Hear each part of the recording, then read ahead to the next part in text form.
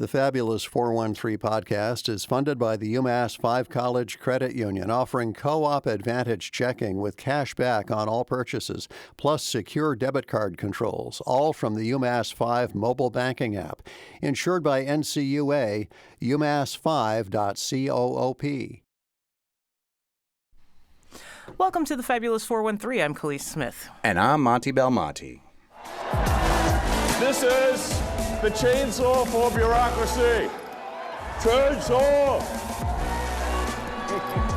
And that is an AP clip of Elon Musk from back in February at the CPAC conference, the Conservative Political Action Conference, when he, as the de facto head of the so-called Department of Government Efficiency, or DOGE, just like the coin, metaphorically took a chainsaw to what he referred to as bureaucracy. Soon after Elon Musk's appearance at CPAC, some government agencies, nonprofits, and private enterprises that interact with the federal government began receiving notices of cancellation of federal funding. Some of those cuts were immediate, some more of a sort of Damocles, a looming threat of cuts to come. Many of these notices used language indicating that said organization's work falls outside the administration's priorities.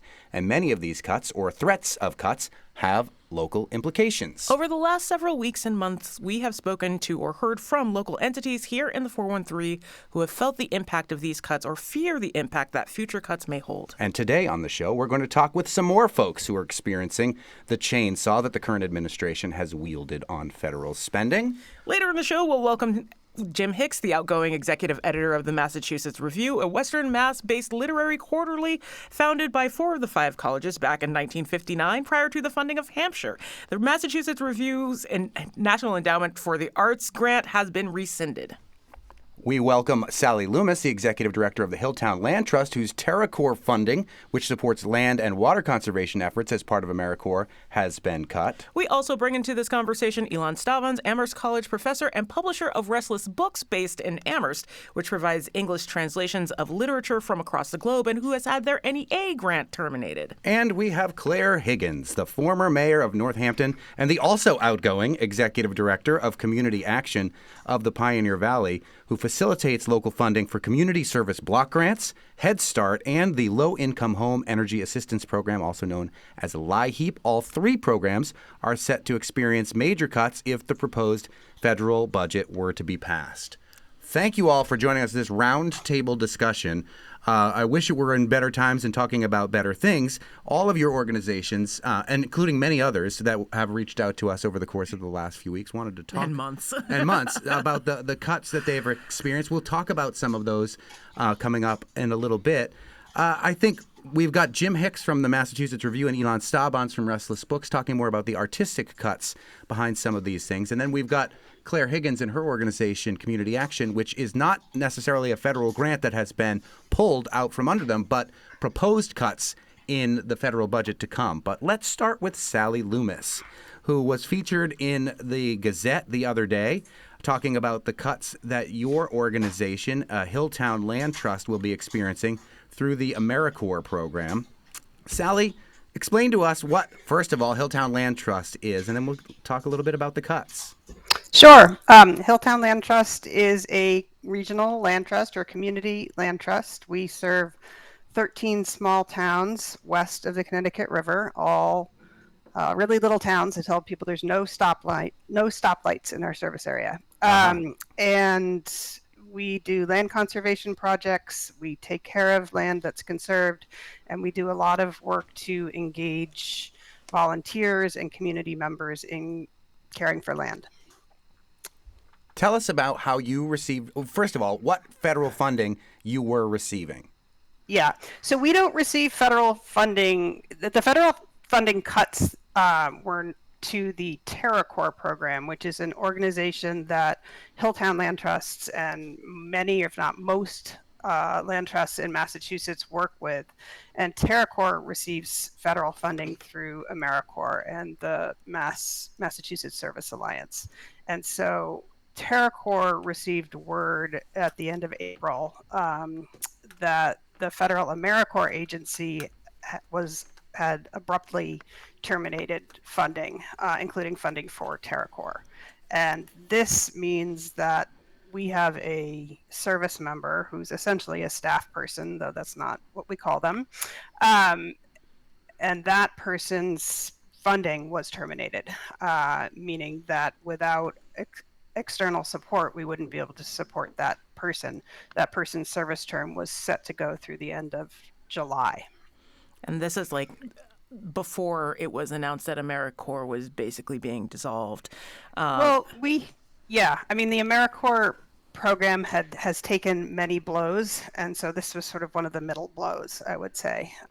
We weren't shocked by this, but the timing of it couldn't have been more stark. Our TerraCorps service member had just finished opening a trail that she'd been working on for the past year and a half with just hundreds and hundreds of volunteer hours and volunteers, and literally got home from that wonderful event that would not have ever happened without her help, and looked at her email and found out that the program had been cut. So just very dramatic. That is Sally Loomis from the Hilltown Hilltown Land Trust, where the TerraCorps funding through AmeriCorps has been. Is it suspended? Is it gone for good? Is it immediately gone, Sally? How did it work? Because it's worked differently with different organizations. Yeah, so maybe that's a we'll get great into question. the proposed PBS and NPR cuts, because we're under this sort of Damocles as well to a certain extent. How did it manifest itself? Yeah, so they abruptly terminated the program and cut off funding as of April 25th.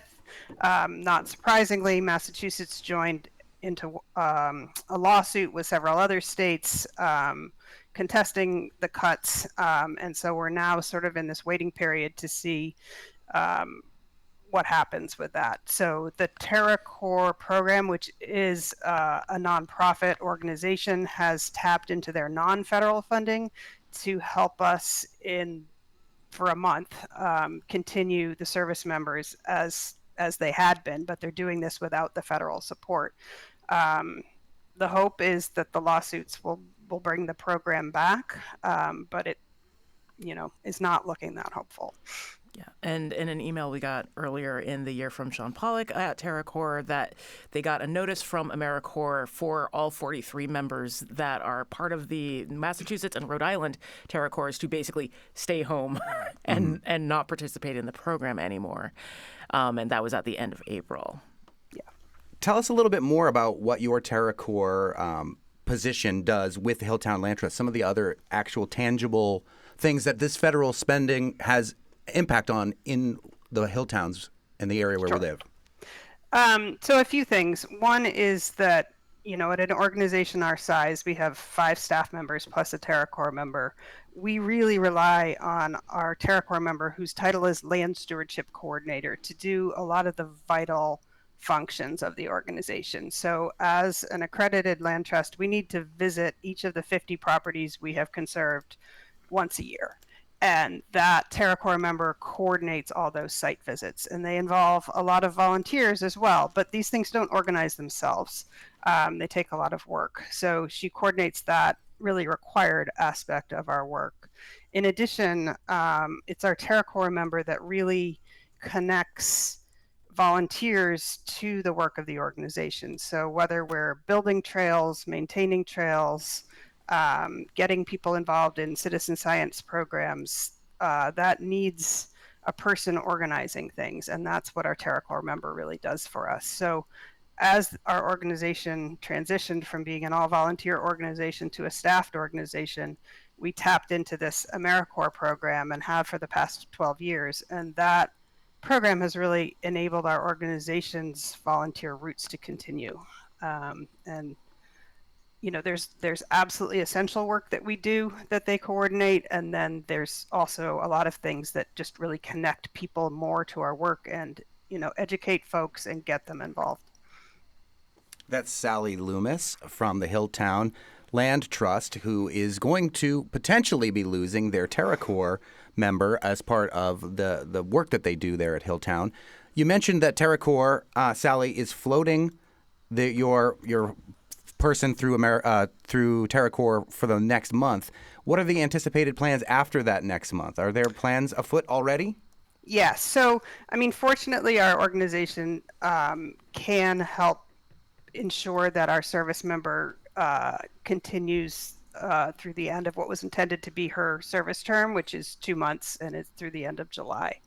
And that makes us tapping into unrestricted resources that we'd really intended for other purposes, but we have made that commitment, so we're not leaving her out in the street. The bigger panic for our organization, and I imagine many others, is what do we do in ensuring that this absolutely vital work to our organization can be done into the future? Because if we don't have this AmeriCorps program to tap into, we need to look at a cost that's 3 or 4 times what it would have been without the TerraCorps program or without the AmeriCorps support. Well, and that's a big lift for a little organization. Yeah, and not just in labor, but in what you're able to. I mean, like you're a land trust, it reduces how much you're able to like maintain or look at possibly like conserving in the future. Like it's more widespread than you would initially imagine. Yeah, what are some of the properties that people might have heard of that Hilltown Land Trust is working with, where this impact could potentially be felt in some of the places that they love to go and experience here in Western Mass? Sure. We have several trails that people might be familiar with. There's a bunch in Williamsburg, the Bradley and Breckenridge properties. We opened 2 new trails, thanks in large part to our TerraCorps member this past year. One's called Hilltown Boulders, and it is in both Ashfield and Goshen. And then another is called Clary Hill. That is also in Goshen. It's named after Clary Higgins, who joins us in the studio as well. Wouldn't that be if it was in Northampton? Oh, maybe. And then New Sandy got a beach named after him. I mean, come on. We also have a lovely property in Worthington called the Conwell property, which gets into a really interesting wetland area where we've got some just amazing footage from wildlife cameras of all the wildlife in there. If you're unable to do more with your conservation work, do you foresee some of the industrial development on these properties or in that space the same way that we are potentially looking at on a larger federal and state scale with some of the parks as well? One of the things that this position does at Hilltown Land Trust is monitors our conserved land to make sure there isn't encroachment that shouldn't be there. So having that done by somebody who's well-trained and has all the tools at their disposal and then can pull in volunteers to be sort of consistent is really important. So I think that is an area where I'm nervous about encroachment, is that, lands that are already conserved, they have a legal agreement stating what can and cannot be done on the land, are just a bit vulnerable if we don't have the consistency in monitoring them. Ultimately, losing 1/6 of our staff team does mean that we can't do as much in the conservation realm, and we have way more people lined up to do conservation projects with us than we can serve already. So this is just one more hit to that.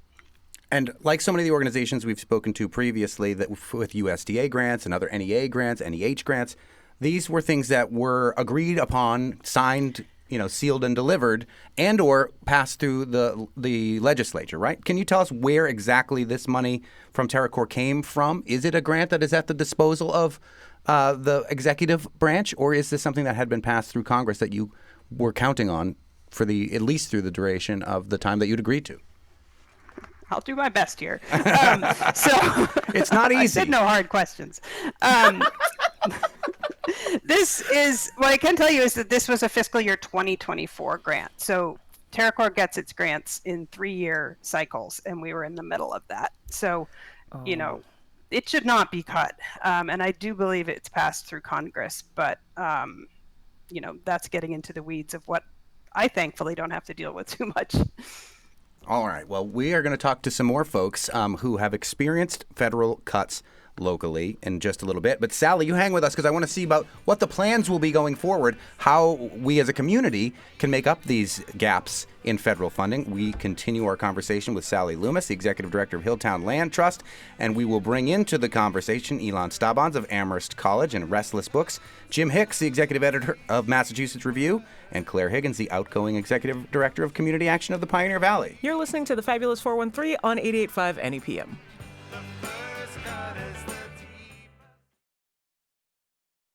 That impact could be a kid not being able to go to a library program. It could be a film that doesn't get made. It could be a teacher who doesn't get training in the history of enslavement. It could be all those things. The beauty of this is that these things were set up to respond to the needs in their state. We are all committed as apolitical organizations, multiple audits. We have had these relationships for, again, over 50 years. And to have them disrupted with the language you used, which really had absolutely no root in what we do, other than someone, a group of men, showed up one day and said, this agency, we want all your money and you all need to get out. That's a kidnapping of the cultural funding of an entire country done over the course of 2 days. And what is the total funding? $200 million. You can't make a blockbuster movie with $200 million. That's how much this country was dedicating to the arts and the humanities. NEA gets the same amount of money. Now, I'm not here to say the blockbuster movies aren't right. I'm here to say the funding wasn't enough anyway. So to take it away is not a matter of saving money. It's a matter of silencing democracy. Welcome back to the Fabulous 413. That is from an April conversation that we had with Brian Boyles, the head of Mass Humanities, reflecting on the cut of the National Endowment for the Humanities as well as the cuts to the National Endowment for the Arts, which both received that same amount of money, according to Brian Boyles in that statement. Another organization that has received a huge cut that we had welcomed onto the show, but their executive director was too busy to join us today, is Mass MoCA. And there was a statement just last week from the Massachusetts Museum of Contemporary Art in North Adams that begins by Christy Edwards, the director, saying, on Friday night, the National Endowment for the Arts sent Mass MoCA an email notification of the termination of our awarded grant for the support of Jeffrey Gibson's commission, Powerful Because We're Different. The NEA grant for this exhibition was awarded last year under the prior federal administration in accordance with the rigorous standards of the funding criteria of the NEA. Specifically, it was awarded on November 9th, 2023, with an expectation that receipt of funds would happen this spring. The NEA's notification by email reads in part: The NEA is updating its grant-making policy priorities to focus funding on projects that reflect the nation's rich artistic heritage and creativity as prioritized by the President. Consequently, we are now terminating awards that fall outside these new priorities. Funding is being allocated in a new direction in furtherance with the administration's agenda. The president's priorities and agenda are mentioned vaguely, and the notification emphasizes their right to terminate a federal award by the greatest extent authorized by law. In reading our notification multiple times, I'm struck by the words being used, how important they are to absorb. Mass MoCA Director Christy Edwards' statement goes on to say that Mass MoCA received a grant termination notification from the Institute of Museum and Library Services as well for staff training on technology. They, too, emphasize that our previously awarded funding is no longer consistent with agency priorities and no longer serves the interest of the United States. She says, please take a moment and read that last sentence again. No longer serves the interest of the United States. We continue our conversation about the impact of federal cuts locally with Jim Hicks, the executive editor of the Massachusetts Review, the outgoing executive editor, not the only outgoing head of an organization we have here today, the executive director of the Hilltown Land Trust, Sally Loomis, Elon Staubans, Amherst College professor and publisher of Restless Books, and Claire Higgins, the outgoing executive director of Community Action of the Pioneer Valley. Let's focus on the arts, which this show focuses on all the time. We like to say arts and culture heavy and politics light. We're getting a little bit of both for this show. Well, I mean, when so many organizations receive grants of whatever size, and those grants are all being rescinded, the arts that we cover, we should probably cover those cuts too. So let's start with Elon Staubans, not only an Amherst College professor, but we've had you on many times with some of the books that either you have written or that you have published through Restless Books. Tell us what Restless Books is, and tell us a little bit about the cuts that you've experienced. Delighted and with much gratitude to you and your listeners and for this show that serves such an important role in our community. Restless Books is a 12-year-old nonprofit independent publishing house based in Amherst and Brooklyn, New York, that is devoted to giving voice to immigrant writers, publishing memoirs, short story collections, novels about the immigrant experience, not only in the United States, but in other parts of the globe as well, and publishing literature for children and adults that come in other languages and are then translated into English in order to make this country less isolated, less parochial, more in touch with other parts of the world. For half of our existence since 2019, we have been privileged to receive money from the American taxpayers through the National Endowment for the Arts. These are, as previously said, rigorous applications that we make every year that take enormous amount of time and energy, are vetted by specialists and range from $20,000 to $40,000 in our case. And just as was mentioned in connection with Mass Mocha, on Friday night 2 weeks ago at 9:39, we got, as if you needed to make somebody's weekend plans really miserable, a statement that our 2025 grant for $25,000 was being rescinded, and that we, as in the case of others, no longer fitted the purview of what we thought was a president, but now seems like a king. It seems that only the attention of this individual, what fits and doesn't fit, should be funded by the taxpayers' money that all of us donate. So that has put an enormous dent on our budget. Donate is one way to put it for federal dollars, but Well, I see your point. Yeah, and it's interesting to mention. It feels like weird to harp on this point, but I can't help but notice the time that you got this email. When we talked to Brian Boyles, he also mentioned that this email came in at a very weird time. It came in at like 11:50 something on a Thursday night and went to his spam folder. There is something to that precedent too, the manner in which these notices are being delivered. And I'm not sure what exactly to make of that either. I think that what it does, Khalees, is announce that these are haphazardly made decisions and that are sent out to those that are receiving these grants at times when they can be the most damaging and less or best calculated in their interest, but not in the official working hours. I thought that receiving that news at that time was a prank or maybe a spam that was arriving to my account. I also was shocked by the language that they used, the priorities that they established. In fact, many of the priorities that they made, as if that they stated, prioritizing, for instance, historically Black colleges, the Hispanic community, Asian Americans, among many others, are actually in the territory where we have been functioning for quite some time. So it is a kind of contradiction in terms, receiving the news that you don't fit into a parameter where the statement itself appears to be saying that you do feel it, you fit into that parameter. We have published a statement on our webpage saying that how appalled we are, also establishing in that statement that it takes years to build a trust with readers, with funders, with grants officers, and the people at the NEA are now being pushed out. Many of them resigned in mass. And equally appalling to us is the fact that the arts are being seen as something secondary. And to me, the disappearance of the art is in many ways the disappearance of the inner voice that we have as a community.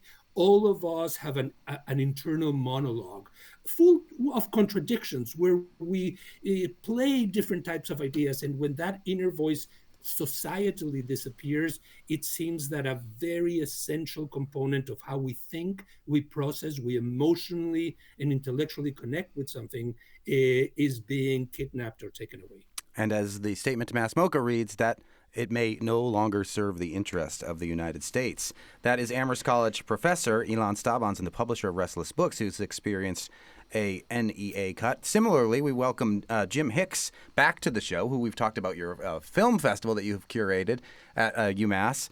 And we long hoped to have you on as the executive editor of the Massachusetts Review, the literary magazine. You are now the outgoing executive editor. You, too, have experienced NEA cuts. Tell us about what the cuts you received how that will impact the Massachusetts Review. Well, first of all, thanks for doing this show, and it's really part of the response that's necessary, and it's great to see that this community is stepping up and fighting back, because that's what has to happen. What we received was a $15,000 grant, and it was one that we applied for, as we do practically every year. We apply for funding for a special issue, this special issues are themed. We've had the NEA grants in the past for a special issue called A Gathering of Native Voices, which is only Native American indigenous writers. We had another for an Asian American literature issue. We had one for climate. We've also gotten turned down for a disability justice issue and for an issue on Gaza. So and that's worth noting that there is a vetting process. You don't just have carte blanche to whatever money you need for whenever you want. There is a process. Yeah, and we think we should, in fact, if we're really pushing the envelope, we don't think we should get it every time, because we want to change what literary magazines are doing. So we're going to challenge the NAA too. But their process, we respect it. We've received great funding from them in the past. This special issue that they pulled the money on was for a special issue dedicated to incarcerated writers and family. And you cannot imagine just how annoyed we are and appalled at a nation which would suddenly decide that kind of topic was not in our nation's interest. Especially considering the person in charge is a convicted felon. Right. and there were many incarcerated people who are now out that probably want to tell their stories. Yeah. Well, the thing is, it's not... we sometimes talk about giving voice to the voiceless. It's not that they don't have voices. It's that they don't necessarily have microphones, that they aren't getting amplified, that people aren't listening to the kind of speech that somehow they don't seem to value. One of the things I did in preparing, since I knew I was coming in today, I did a little research. We have presidents in the past who have disagreed with the current would-be monarch, Mr. Trump, and in fact, Lyndon Baines Johnson, in his signing statement, when he established both the NEH and the NEA, said, "Art is a nation's most precious heritage, for it is in our works of art that we reveal ourselves and to others the inner vision which guides us as a nation. And where there is no vision, a nation perishes." That is Jim Hicks, who's the outgoing executive editor of the literary review, the Massachusetts Review. Jim, how long have you been at the Massachusetts Review? 15 years. Okay, so you're, I believe, if I'm doing the math correctly quickly, you at least spanned some time that was part of a Republican administration previous? We did, and we received money from the NEA during a previous Republican administration. Can you tell, was there any noticeable difference between previous Republican administrations and Democratic administrations in the normal course of events of how these grants are awarded? Yeah. You may or may not have agreed with President Obama. You may or may not have agreed with President Bush. Did those things affect what was going on when it comes to grant funding for things like the Massachusetts Review? There was no discernible difference as far as we could tell. I mean, we don't have a window into the decision-making process, and we shouldn't, right? I mean, in order to be independent, an an organization like the NEA has to have, like an editorial board would for a literary magazine, they have to have the right to debate and decide what their criteria are and make their choices, right? No argument with that whatsoever. But what's happening here, and I think it's been clear just because of the way this has happened across the board in so many different ways, attacking National Public Radio, for instance. What's being attacked is the very independence that you're referring to, Monty, right? That's what is not tolerated by the current administration. Any ability for anyone to speak in a way that may not be approved or match what is the line exactly, the priorities of the current president, right? So I'm especially curious, and this again is a question kind of stemming from Brian Boyles at Mass Humanities, but in any of your termination letters, was it made in any way clear what those priorities that you are not aligning with are? No, absolutely not. And one of the things, Alon already made this point, it's absolutely clear that in fact, many of the grants that were terminated were addressing priorities that were on their list. The list itself was basically wacko. I mean, I don't know if it demonstrates that they know nothing about what the NEA ought to be thinking about, but many of the things that are on the list and this exact letter, every version I've seen was exactly the letter that we received as well, and we got ours at 9:39 on Friday evening at 2, right? So yes, this was just done. It's more of the Keystone Cops in charge here, right? There's no excuse given except that somehow we don't match any of their priorities. And we wrote an appeal letter saying, well, among other things, your priorities don't make sense, but we do, in fact, match some of what you pretend that you want to fund. Nobody who really is watching what this administration has been doing believes that they're really interested in historically black colleges and universities or Hispanic serving institutions, which were two of their criteria. But those were on the list. That is Jim Hicks, the outgoing executive editor of the Western Mass-based Massachusetts Review literary magazine. We have another guest in the studio. Hispanic serving even mean? Yes. We have another guest in the studio who is also outgoing and who's in a little bit of a different scenario where it is not a grant that has been pulled, unless there are some grants that have been pulled as well, but who is part of the beginnings of the budget process that we've seen from the executive branch federally and some of the major cuts that her organization may be experiencing. That is Claire Higgins from Community Action, and we will continue the conversation with Sally Loomis from the Hilltown Land Trust, Elon Staubans from Restless Books, and Jim Hicks from the Massachusetts Review. You're listening to the Fabulous 413 on 88.5 NEPM.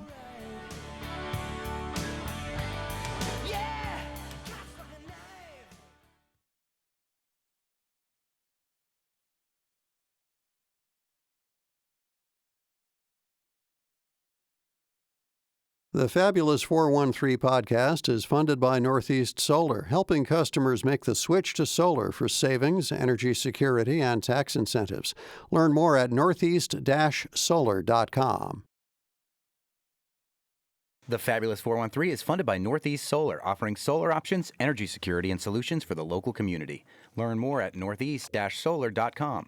And by Window World of Western Mass, a local family business with experienced craftsmen offering wood, vinyl, and composite windows. windowworldofwesternma.com. I have friends who've also started farms recently being like, here's this funding for this, here's this funding for that. And I said, okay, great. Because I'm starting so small this year, it'll give me at least a little bit of time to apply for grants and see what's out there. And so I applied to the Climate Smart grant through CISA and PASA, and that has been frozen right now, specifically because I want to do so much cover cropping and just revitalizing the soil since I am so small right now. That's been frozen. And so I'm like, okay, do I pay for cover crop out of pocket because it is like a great climate practice? What do I now do with this back 2 acres? And yeah, there's definitely other programs, but that's like the main one that I was like really wanting to get year one. And that's got to be really frustrating, starting a new business, thinking you've got this grant to count on, and then all of a sudden getting the rug pulled out from under you on that. That is our previous conversation with a new farmer, Emily Smella from Little Light Farm in Amherst, about a climate grant that they had signed a contract with the federal government and the USDA for, and that was quickly pulled out from under them. We have also reached out to the Food Bank of Western Mass, who is experiencing major cuts from the USDA. We'll have them on in a upcoming show when some of the budget gets a little bit more solidified. But we welcome to this conversation about the local impact of federal cuts Claire Higgins, the former mayor of Northampton and the outgoing executive director of community action of the Pioneer Valley. I had mentioned you're in a little bit of a different scenario because we are talking about the forthcoming budget as opposed to grants that have already been granted and were being counted upon. But are you also experiencing cuts when it comes to grants that the community action was having access to? At this moment, no. Although we have had we've had communications that got us to be pretty worried. There's one chunk of money that we're still awaiting to see if we're going to get it. But I think that I want to zoom way up, right? Like these. And who better to do it than a former elected official, right? With no pilot license. I would, I'd just like to remind us that these are things that have been baked into the structure of our society for many, many years. The NEA was signed under Lyndon Johnson, as was community action agencies, the creation of Head Start, the creation of other kinds of Medicare and Medicaid. All came out of that 1960s post-World War II, bring stability and try to close the gap between people with means and people without means to create, a just society, a fair society. And we've had a sort of general consensus around that for many, many years. I wouldn't say it's a perfect consensus. Ronald Reagan made some cuts in those programs, but he didn't eliminate them, right? We saw growth in child care money. We saw, and I even think that might have been under Nixon, right? So there's ways that we've had a general consensus about that stuff. The arts is another place where there's been a general consensus. I mean, there were moments where, art hanging in the Brooklyn Museum was condemned for being sacrilegious, but generally it was as a consensus. What's happening now is that all of the consensuses have been overturned, right? Like it's not just one. It's not just the arts. It's not just the human services. It's also the consensus that the president proposes and the Congress disposes, which means they get to actually decide on the spending. The very nature of how this money money works. Appropriated and allocated. Yes. They're allowing him to impound money, and he's making decisions that really go against the legislation that started the project in the first place. That's a political discussion that I hope we continue to have. But what happens when there's this kind of destabilization, the world is not safe for a lot of people. It's just not a safe place if you're a poor person, if you're a formerly incarcerated person, if you're a person of color or a person who's trans or non-binary. All those people, it's not a safe world right now because that fragile consensus, and it wasn't total is wildly actually imperfect for people of color and for people who are trans or non-binary or people who are formerly there's a whole groups of people that it's very fragile. But there was kind of a general consensus that even if we hadn't got there yet, it was a good thing to aspire to. That's all been broken, right? And so people don't feel safe. People don't feel safe across the board, right?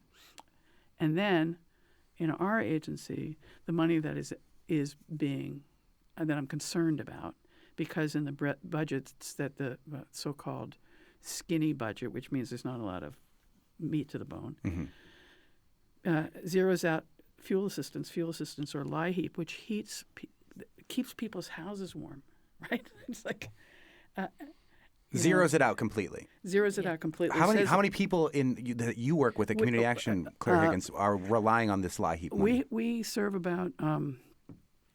I should know these things by heart, and of course you're the outgoing executive director. Doesn't matter. Right. Race is over. Take off the uniform. We take in 8,000 or so applications a year and process them. That, they use some documentation from a audit that was done in the Obama administration. All of those audit findings were corrected, but they reached back that far to say this is not a good program and we're going to eliminate it. Mm-hmm. They also said, for instance, in Massachusetts. Or generally in the Northeast, it's a subsidy to the utility companies because there's a protection from having your utilities shut off. Well, in Massachusetts, and especially in Western Massachusetts, people are reliant on delivered fuels as much as they are, or more than they are, the utility companies to heat their home. They're relying on oil or propane or wood or kerosene, and we even have a couple coal customers in our group, right? So this idea to use that kind of thing, that it's a utility company, so it's not about thinking through the problem and trying to figure out how to do it better, right? Which that personally I find really difficult. So a Head Start has not been zeroed out, but there are some changes to the language in the way they talk about it. We and I want to see what's in the final budget. I think it will be there, but I think it will look significantly different. We'll see what that is. And again, how many Head Start programs do you think that you're working with? We have, I think it's 8 sites across and we also work with parents who we have a home visiting program where we do go into parents' homes and help them think about child growth and development, right? So, and then LIHEAP I mentioned, right? That if that's gone, that also might affect our ability to upgrade and make safe people's heating systems, which we also do as a part of that program, right? And then the core money that creates community action agencies is called the Community Services Block Grant, CSBG. It comes out to agencies. We are allowed to use that to try to meet the needs of people living in poverty. We do a community assessment. We share that with the entire community. We identify programs that will be of help to the community. So, for instance, we have a food pantry on Main Street in Greenfield. A very important thing if you're living with a low income, to be able to go get some food.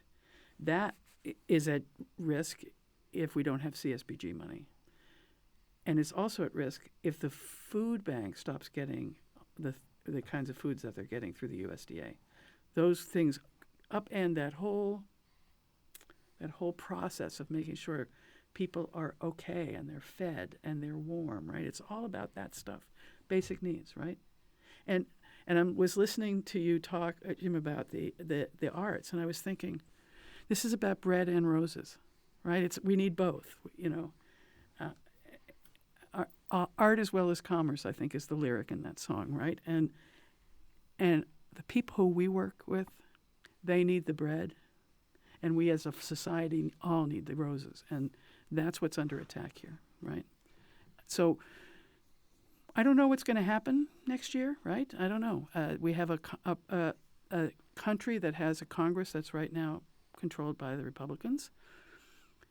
Republicans have people who get fuel assistance. Right? Republicans have people who get food stamps, which are also under attack. By the way, the food stamp program, not in this current configuration, but all the way back to the Depression, there was a recognition that you had to support people who needed food, right? So these are programs that came in to support people in various places and stages in their life, right? People who get our benefits don't get them their whole life generally. It's at ages and stages throughout their life. And the poorest people in this country are poorest families are families with children under 5 because it's hard, because childcare, we can't get childcare, right? Or there's reasons for that. And childcare is expensive. And childcare is very expensive. And you know why it's expensive? Because you want to have teachers that actually fall in love with your child. And if they can't afford to stay in the field, then your child's going to have 10 teachers during the course of a year. Public school parents wouldn't put up with that. Why should we be doing that with babies? So yeah, childcare is expensive if you want good childcare. So what we're in this moment where people really need to think about what their fundamental values are, right? And people in Congress need to think about what their fundamental values are. Is it important to have the congressman or congresswoman in front of your name, or is it important that you can go home and face your constituents and say, I did everything I could to take care of you?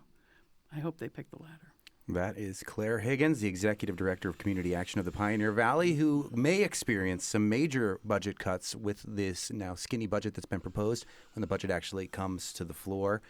We're going to not end on a bummer note. We're going to go back down this round table and go one for one how you are or will handle these cuts and what people can do to support your organizations. Except that I have through one these more times. bummer question. Do you want to ask the bummer question before, and then we'll just make the last? I have one more point I wanted to make. So ask your bummer question. Okay? It's one that I think I want people to Yeah. think about. Is like, on an earlier show on NPR, they were talking about philanthropic endeavors, which I think the government is trying to shift our perspective towards. But that person was very specifically saying, like, private equity and private, like, groups cannot make up the difference of what's being given out federally. So what's your perspective on that shift? You're right. Yes, that's great. Let's take a break. Can I just make one more point? Sure, go ahead. We're all getting emails in the middle of the night from people because they've cut the federal staff so much that the ones that are left who really cared about their jobs are trying to do the best they can in an impossible situation. I'm not mad at the federal staff. Oh, right? Like, they are trying to figure it out, and they're put in an impossible situation. We're going to take a quick break here, and we're going to talk more about how we are going to, as a group of Western Massers, overcome these federal cuts for some of the organizations that we really care about, with Claire Higgins from Community Action, Elon Staubons of Restless Books, Sally Loomis from the Hilltown Land Trust, and Jim Hicks from the Massachusetts Review. Even as the girders are cut from our federal infrastructure, you're listening to the Fabulous 413 on 88.5 NEPM. And what once was ours is no. The Fabulous 413 is funded by St. Germain Investment Management, proud sponsor of the NEPM and Community Music School of Springfield's Play It Forward Instrument Drive, May 3rd through 14th. More information at nepm.org/playitforward. Welcome back to the Fabulous 413. We've got 4 minutes left and 4 guests talking about the federal cuts that they have or will experience, but we want to not end on a bummer note. So we're going to give everyone 1 minute to talk about what you're doing to overcome the cuts and what we can do as a community to help support you through it. Let's start with the person we started with, Sally Loomis, the executive director of the Hilltown Land Trust, who lost a TerraCorps through AmeriCorps grant. Yeah, thanks. So most of our organization's funding comes from individuals from our community. So now more than ever, we need that community support. But it's also likely that we need to slim down a bit what we are doing in the short term, because the community can't cover everything that the federal government was supporting. Unfortunately for us, that's a challenge, because it means we would need to lean more into our volunteers, and we are losing the position that coordinated our volunteers. So I think that the solution is a combination of the community rallying with support and volunteer efforts, and paring back a bit of what we were doing. Sally Loomis from the Hilltown Land Trust, Claire Higgins from Community Action in the Pioneer Valley. Anticipating these cuts, what can the community do to make sure that LIHEAP and the community block grants and more are still sustainable? I'm not sure that, because of the numbers that we're talking about, that the community can rescue those programs. What they can do is let their elected officials know what they think about them, because these are things that have to be funded with public money. There are some smaller things, maybe our pantry, we are going to continue to try to fundraise for, but I don't want to, there are things that government has to pay for, and if the government can't pay for it, then I don't think we can do it, which is why if you have relatives across the country and you tell them to reach out to their folks so that they can let their representatives know that these are critical life safety programs. As an aside, our congressional district has the third most cuts affecting them in the nation, at 55 currently, or at least as of the end of April. Which is something I'll bring up with Congressman McGovern on the show tomorrow. Elon Staubons of Restless Books, who's experienced an NEA cut. What are you going to do, and what can the community do to assist you if they believe that the translation of these books from across the globe into English right out of Amherst, Massachusetts is something important to them? My impression is that this president and this administration want to annoy, want to destroy, want to upset. I think giving in to that approach is a mistake. Be happy. Let's all be happy. Let's all read. Let's all speak out. Get out and buy a book. Get out and engage in conversation with somebody else about that book or about that movie. spread out what is happening in other parts of the world, in other parts of the community. And unlike Claire, I do believe that our society can rally and support, donate to different organizations. That can make a big difference. And let your voice be heard. That is crucial. Democracy is always messy. It needs to be messy. We need to hear contrasting and conflicting views. Don't be shy. Let those views. And I believe truly that reading is a form of resistance. Jim Hicks, executive editor of the Massachusetts Review, outgoing. What can people do to support your organization, and what will your organization do with these cuts? Yeah, well, I will say, first of all, that I agree with everything that's been said, especially what Alana's saying about speaking up, speaking out, and fighting back by doing that, right? Sign up for newsletters. Talk about the books that you love. Talk about the presses you love. Talk to your friends and relatives and your congressmen, right? But I also want to say that, as an editor of a literary magazine, we don't actually perform publicly, so we don't get to connect with our audience all that much. And one of the things that we've seen just in writing about this is that people have connected, and they are writing back, and they're telling us that we matter to them. So it's actually been a kind of silver lining in this really dark moment. I mean, it's not going to work. That's what I would end with. It simply will not work. You cannot silence the arts because if Palestinians don't despair, who the hell are we to do so, right? Jim Hicks from the Massachusetts Review, Sally Loomis from the Hilltown Land Trust, Elon Stavans of Restless Books, and Claire Higgins of Community Action of the Pioneer Valley. I'll just end on a note that the national Washington, D.C.-based organization also has an office in Northampton. It was called the National Priorities Project. It is a budget-crunching organization that looks at where your federal dollars are spent. Our federal dollars as taxpayers reflect our national priorities. If the current administration does not reflect your national priorities, there are things that you, in this voting republic, can do about it. Indeed. Also, go make more art. Now that we got you all bummed out about cuts to local organization funding, Time to bring you back up with live music you can hear outside. tomorrow we'll speak with head curator in charge of the Green River Festival, John Sanders. We'll also learn about a new food pantry opening up at Franklin County Technical School. And the return of Congressman Jim McGovern to the show. We'll see you tomorrow on the Fabulous 413.